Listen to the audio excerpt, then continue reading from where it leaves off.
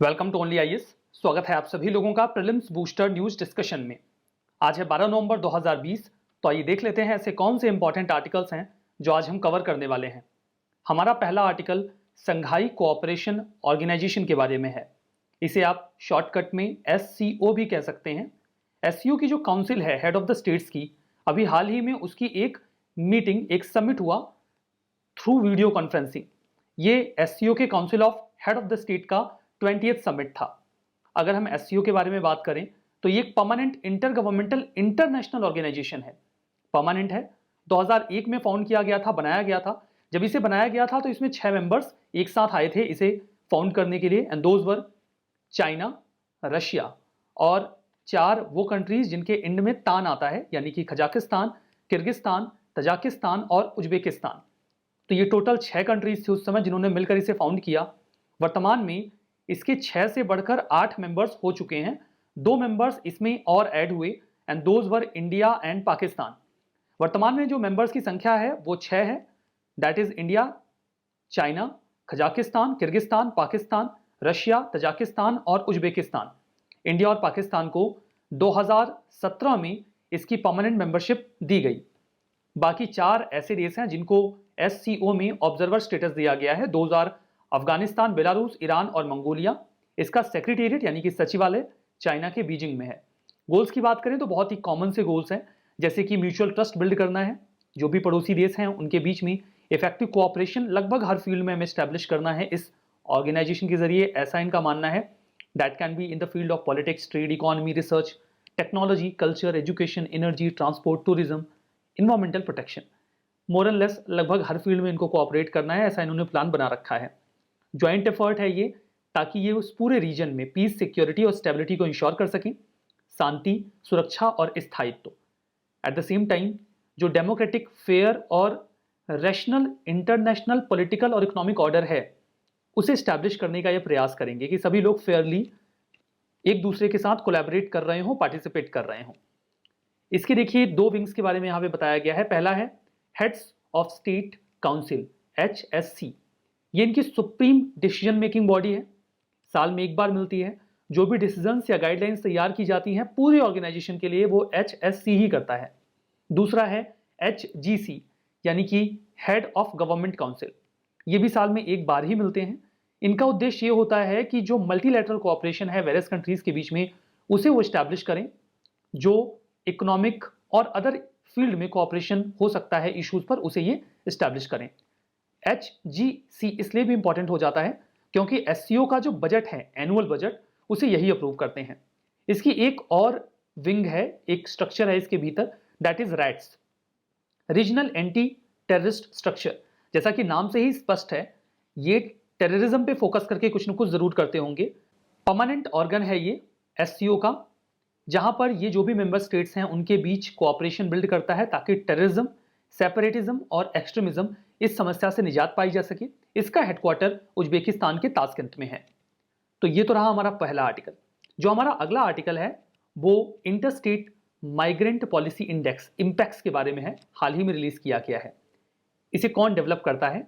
इसे डेवलप करता है एक इंस्टीट्यूशन जिसका नाम है इंडिया माइग्रेशन नाउ, IMN। ये एक मुंबई बेस्ड रिसर्च इंस्टीट्यूशन है, नॉन प्रॉफिट है, फायदे के लिए काम नहीं करता। एक इवैल्यूएशन करता है माइग्रेशन का वेरियस स्टेट्स में विद इन इंडिया। ये सभी स्टेट्स में कंपैरिजन करता है 100 वैल्यू पॉइंट्स के बेसिस पे कि कौन कितने अच्छे तरीके से जो माइग्रेंट्स आ रहे हैं जॉब के पर्पज से, एजुकेशन के पर्पज से या किसी भी अदर पर्पज से, उन्हें इंटीग्रेट कर पा रहा है। पैरामीटर्स की बात करें तो ये कई तरीके के पैरामीटर्स इसमें इंक्लूड करते हैं वाइल इवैल्यूएशन, जैसे child rights, education, health and sanitation, housing, identity and registration वगैरह जो भी वहां पे करवाया जा रहा है, लेबर मार्केट कितना बढ़िया है, सोशल बेनिफिट्स जो माइग्रेंट्स आ रहे हैं उनको स्टेट कितना बढ़िया तरीके से दे रहा है, पॉलिटिकली उनका इंक्लूजन, समावेशन हो रहा है कि नहीं हो रहा है। क्या निकल के आया इस पूरे इंडेक्स में, जिसे हम इंपेक्स कह रहे हैं। इस इंडेक्स में ओवरऑल हमें क्या मिला? दैट इज केरला ने इस पूरी लिस्ट को टॉप किया है with the score point 57, Goa को 51 पॉइंट मिला आउट ऑफ 100, राजस्थान को 51। किन स्टेट्स में ज्यादा माइग्रेशन हो रहा है? इंटर स्टेट माइग्रेशन की अगर हम बात करें, एक राज्य से दूसरे राज्य में लोग जा रहे हैं, तो जो 7 स्टेट हैं, पंजाब, हरियाणा, दिल्ली, गुजरात, महाराष्ट्र, तमिलनाडु और केरला, ये 51% इंडिया का जो इंटर स्टेट माइग्रेशन है उसे अकोमोडेट करते हैं, कवर कर लेते हैं। हमारा जो अगला आर्टिकल है वो 30 मीटर टेलीस्कोप के बारे में है। अभी हाल ही में जो इंडिया के एस्ट्रोनॉमर्स रहे, भूगोलवेत्ता रहे, वो 2020 का फिजिक्स में जिसे नोबेल प्राइज मिला है, प्रोफेसर एंड्रिया गेज, उनसे मिलने गए। मिलने का उद्देश्य ये था कि जो 30 मीटर टेलीस्कोप है जिसको डेवलप करने में इंडिया का भी एक की रोल है, उसके बैक एंड इंस्ट्रूमेंट में उसका जो डिजाइन है वो कैसा हो सकता है, या क्या पॉसिबल साइंस प्रोस्पेक्ट्स हो सकते हैं, संभावनाएं हो सकती हैं इस 30 मीटर टेलीस्कोप को लेकर। ये जो 30 मीटर टेलीस्कोप है, नाम से स्पष्ट है 30 मीटर होगा इसका डायामीटर। ये यूएसए का जो हवाई है वहां के मौना किया में लोकेटेड है। इसको डिजाइन और डेवलप किया गया है टीएमटी इंटरनेशनल ऑब्जर्वेटरी के द्वारा। 30 मीटर टेलीस्कोप एक new class of extremely large telescope है, मतलब काफी बड़ा है ये। इसका फायदा हमें ये होगा कि हम स्पेस में जो कॉस्मिक ऑब्जेक्ट्स हैं उनको बहुत अच्छी तरीके से, जो सेंसिटिविटी के साथ ऑब्जर्व कर पाएंगे, उनके बारे में जानकारी इकट्ठा कर पाएंगे। ये एक इंटरनेशनल पार्टनरशिप का रिजल्ट है जिसमें जो कैलटेक है, जो कि यूनिवर्सिटी ऑफ कैलिफोर्निया से बिलोंग करती है, वो, इसके अलावा कनाडा, जापान, चाइना और इंडिया का कोऑपरेशन है। 30 मीटर इसका डायामीटर है। ये जो हबल स्पेस टेलीस्कोप है उसकी तुलना में इसका जो रिजोल्यूशन है वो 12 गुना ज्यादा शार्प है। तो ये बातें 30 मीटर टेलीस्कोप के बारे में। जो हमारा अगला आर्टिकल है वो अर्मेनिया अजरबैजान पीस डील के बारे में है। काफी लंबे समय से ये दोनों देश संघर्ष कर रहे थे एक रीजन को लेकर, एक लोकेशन को लेकर, जिसका नाम है नागोर्नो कारबाख रीजन। नागोर्नो कारबाख रीजन को इस शैडोड एरिया में दिखाया गया है। ये नागोर्नो कारबाख रीजन है जो कि अर्मेनिया और अजरबैजान के बीच में पड़ता है। विवादित टेरिटरी है। दुनिया भर की जो मोस्ट ऑफ द कंट्रीज हैं वो इसे अजरबैजान का मानते हैं, लेकिन मोस्ट ऑफ द टेरिटरी पर जो शासन है वो अर्मेनिया के सेपरेटिस्ट ग्रुप का है, जो इस पूरे रीजन को अर्मेनिया में इंटीग्रेट करना चाहते हैं।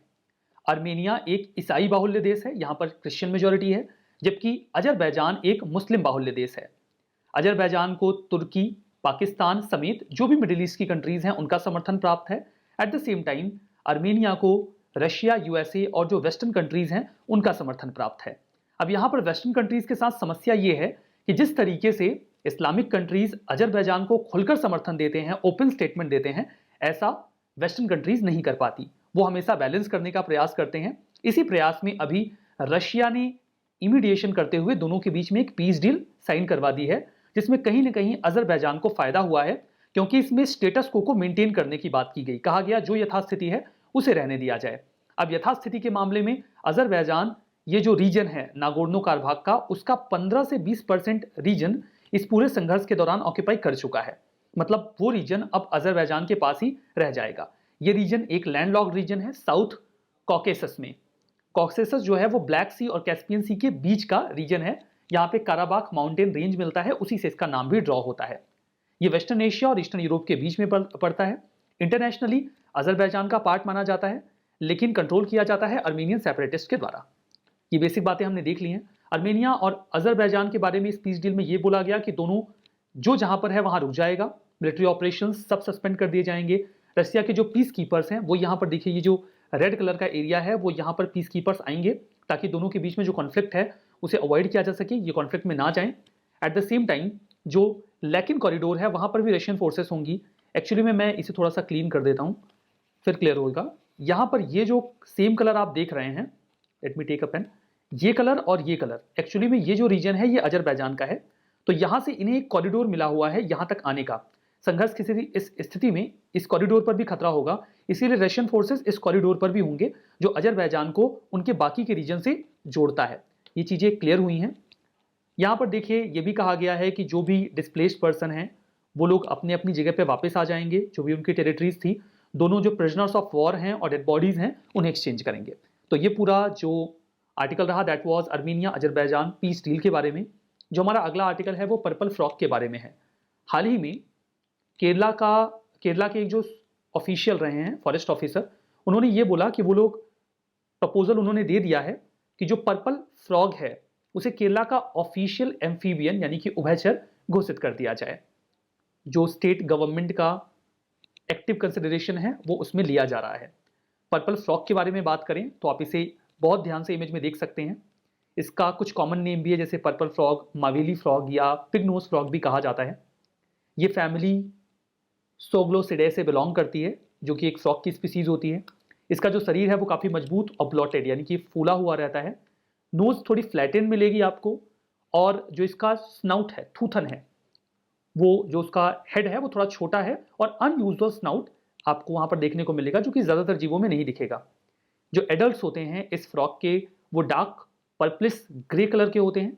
ये अपना पूरा जीवन यूजुअली अंडरग्राउंड टनल्स में ही बिताते हैं और मोस्टली ये अपने पूरे जीवन काल में एक दिन के लिए बाहर आते हैं, वो भी ब्रीडिंग करने के लिए। डिस्ट्रीब्यूशन की बात करें तो पहले तो मान्यता ये थी कि वेस्टर्न घाट का जो पालाघाट गैप है, पाल घाट गैप है, केवल ये वहीं पर रिस्ट्रिक्टेड हैं साउथ के रीजन में। लेकिन अभी ऐसा समझ में आ रहा है कि लगभग मोस्ट ऑफ द वेस्टर्न घाट पे डिस्ट्रीब्यूटेड पाए जा रहे हैं। यहाँ पर देखिए, हिस्ट्री की बात करें तो जो हर्पेटोलॉजिस्ट हैं, जो एम्फीबियंस उभयचरों की स्टडी करते हैं, उनका ये मानना है कि एक प्रकार का लिविंग फॉसिल है, मतलब बहुत पुरानी स्पीसीज है ये। संभावना तो ये भी है कि जब डायनासोर्स थे ये तब भी था और इसने उनके समय को, टाइम पीरियड को शेयर किया है। इसे लगभग 70 मिलियन ईयर एगो का बताया जाता है। कंजर्वेशन स्टेटस की बात करें तो IUCN की रेड लिस्ट में इसे इंडेंजर्ड का दर्जा दिया गया है। हमारा अगला आर्टिकल मौलाना अबुल कलाम आज़ाद जी के बारे में है। 2008 से ही हम नेशनल एजुकेशन डे 11 नवंबर को मनाते रहे हैं, जो कि बर्थ एनिवर्सरी रहती है मौलाना अबुल कलाम आज़ाद जी की। उन्होंने जो इंडिया के एजुकेशन सिस्टम को कंट्रीब्यूट किया उसके लिए। इनका जो ओरिजिनल नेम था दैट वाज मुहियुद्दीन अहमद। 11 नवंबर 1888 को इनका जन्म सऊदी अरेबिया के मक्का में हुआ था। बहुत ही ब्रिलियंट डिबेटर थे। अबुल कलाम का मतलब भी यही होता है, लॉर्ड ऑफ डायलॉग्स, जो बहुत अच्छी डायलॉग डिलीवरी करता हो। ये हिंदू मुस्लिम यूनिटी के हमेशा से प्रोपोनेंट रहे। जब भारत और पाकिस्तान का विभाजन हुआ था तो उसका उन्होंने सख्त विरोध किया था। जो भी कांग्रेस मूवमेंट वगैरह चलाती थी उस समय, नेशनल मूवमेंट में, नॉन कोऑपरेशन मूवमेंट या फिर जो CDM हुआ था, बाकी के मूवमेंट में भी इन्होंने बहुत एक्टिवली पार्टिसिपेट किया था। देखिए, जब मॉडल मिंटो रिफॉर्म आया तो उसके बाद मुस्लिम्स को सेपरेट इलेक्टोरेट दे दिया गया, मतलब केवल मुस्लिम्स इलेक्शन कंटेस्ट करेंगे, केवल मुस्लिम्स वोट देंगे। इसके बाद हिंदुओं और मुसलमानों के बीच में तलखी काफ़ी बढ़ गई। उस चीज़ को, उस गैप को ब्रिज करने के लिए मौलाना अबुल कलाम आज़ाद जी ने काफ़ी काम किया। उर्दू में एक जर्नल स्टार्ट किया अल हिलाल के नाम से, जिसने हिंदू मुस्लिम यूनिटी के लिए काफ़ी काम किया। एजुकेशन के फील्ड में इन्होंने काफ़ी ज़्यादा काम किया था। ये यूनिवर्सलिज्म, ये मानते थे कि सभी को एजुकेशन की एक्सेस मिलनी चाहिए। एक यूनिवर्सल या ह्यूमैनिटेरियन एजुकेशन सिस्टम की ये बात करते थे। ये ईस्टर्न और वेस्टर्न कॉन्सेप्ट जो है एक मैन का, उसे एडवोकेट करते थे ताकि एक इंटीग्रेटेड पर्सनैलिटी को हम बना सकें, तैयार कर सकें। इनके कई सारे इंपॉर्टेंट वर्क्स रहे हैं, बेसिक कॉन्सेप्ट ऑफ कुरान, गुबरे खातिर, दरसे वफा और इंडिया विंस फ्रीडम। 1947 में इन्हें फर्स्ट एजुकेशन मिनिस्टर बनाया गया आज़ाद भारत का, और तब से लेकर 1958 में जब ये अपनी अंतिम सांस लेते हैं तब तक ये इंडिया के एजुकेशन मिनिस्टर रहते हैं। और अपनी टेन्योर के दौरान उन्होंने इंडिया के एजुकेशन के लिए काफ़ी कुछ बढ़िया काम किया। इनकी मृत्यु के उपरांत इन्हें 1992 में भारत रत्न से नवाजा गया। कुछ स्टेटमेंट हैं, ट्रू फॉल्स बताइए। रैट्स का हेडक्वार्टर चाइना के बीजिंग में, गलत है। उज्बेकिस्तान के ताशकेंट में है। Interstate migration policy index, India migration now, ये सही है। 30 मीटर टेलीस्कोप इंडिया के लद्दाख में, गलत है। USA के हवाई में। पर्पल फ्रॉग नॉर्थ ईस्ट में रिस्ट्रिक्टेड है, गलत है। वेस्टर्न घाट में है। मौलाना अबुल कलाम आज़ाद का वीकली जर्नल था अल हिलाल, ये सही है। आपको इस पूरे सेशन की जो PDF है वो ओनली IAS के टेलीग्राम चैनल पे मिल जाएगी। आप उसे एक्सेस कर सकते हैं, जो लिंक डिस्क्रिप्शन बॉक्स में दिया गया है वहाँ से। एट द सेम टाइम आप only IAS nothing else search भी कर सकते हैं टेलीग्राम में। ओनली IAS के कई सारे कोर्सेस हैं, कॉम्प्रिहेंसिव सोल्यूशन टू UPSC के नाम से। उसकी 3rd बैच अभी लेटेस्ट लॉन्च हुई है। उसे एक्सेस करने के लिए, ज्वाइन करने के लिए आप video.onlyis.in पे जा सकते हैं। इस सेशन में हम यहीं पर रुकेंगे। Thank you very much.